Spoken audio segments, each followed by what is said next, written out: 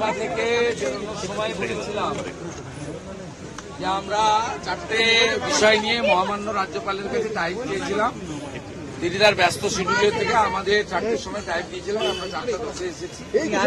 তিনি তার বক্তব্য অন রেকর্ড, তিনি আমাদের বিষয়গুলোর উপর বক্তব্য রেখেছেন, আমাদের রিপ্রেজেন্টেশন নিয়েছেন এবং দেখনায় সোচনায় ছেড়ে তিনি বলেছেন গভর্নরকে আন্ডার এস্টিমেট করার দরকার নেই, গভর্নর অ্যাকশনও নিতে পারে।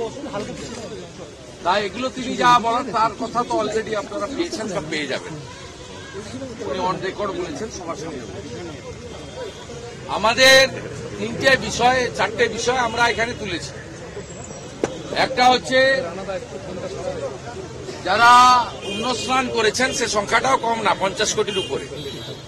তার বাইরেও যে হিন্দু আছে 100 কোটিরও উপরে, ওটা পৃথিবীর সনাতন।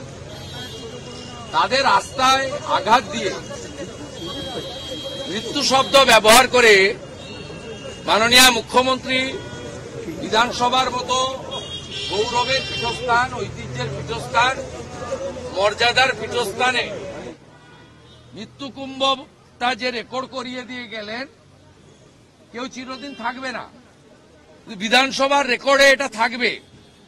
আবার যখন 144 বছর পরে মহাকুম্ভ হবে, সেদিন ইতিহাসে পাওয়া যাবে যে 2025 সালে মহাকুম্ভের দিন পশ্চিমবাংলা এত বড় একটি রাজ্য, 11 কোটি জনসংখ্যা, স্বামী বিবেকানন্দ, শ্রী চৈতন্যদেব, স্বামী প্রণবানন্দ, ঠাকুর রামকৃষ্ণ দেবের মাটি, সেই মাটিতে এমন একজন মুখ্যমন্ত্রী নির্বাচিত হয়েছিলেন বা জনগণ করেছিলেন, যিনি মহাকুম্ভকে মৃত্যুকুম্ভ বলে রেকর্ডে রেখে দিয়ে গেলেন। কোন আলাপচারিতা বা রাজনৈতিক ভাষণ করতে গিয়ে তার এতটুকু অনুতাপ নেই। যদি ভুল করেও বেরিয়ে গিয়ে থাকে, সেটা প্রত্যাহার করার কি আছে? এটা তো বিজেপি বা কোনো রাজনৈতিক দল বা বিরোধী দলনেতা বা কোনো এমএলএ বা বিজেপির কোনো নেতার কাছে বা রাষ্ট্রবাদী সংগঠন, সনাতন সংগঠনের কাছে আত্মসমর্পণ নয়। সমগ্র হিন্দু কমিউনিটির উপরে আপনি আঘাত করলেন। 48 ঘন্টা অতিবাহিত,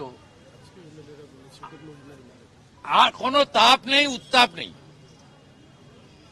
কোনো তার অনুশোচনা নেই। রাজ্যপাল মহোদয় প্রপারলি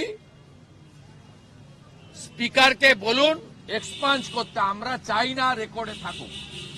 শ্যামাপ্রসাদ মুখার্জির বাংলায়,